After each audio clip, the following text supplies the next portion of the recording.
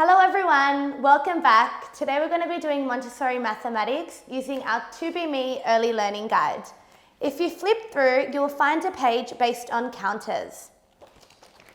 It's called Counting with Counters. If you don't have counters at home, that's okay. You can use marbles, pegs, buttons, pasta, whatever you like. Let's begin.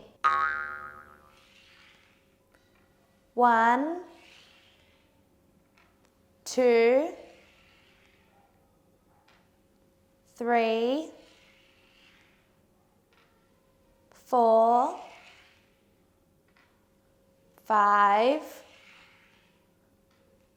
6, 7, 8, 9, and 10. So all up, we have a total of 10 counters. I'm going to ask you guys a question. If we take 3 away, how many do we have left? Let's count together. 1, 2, 3, 4, 5, 6, 7. That's right. If we take 2 more away, how many do we have left? 1, 2, 3, 4, 5. Good job, everyone.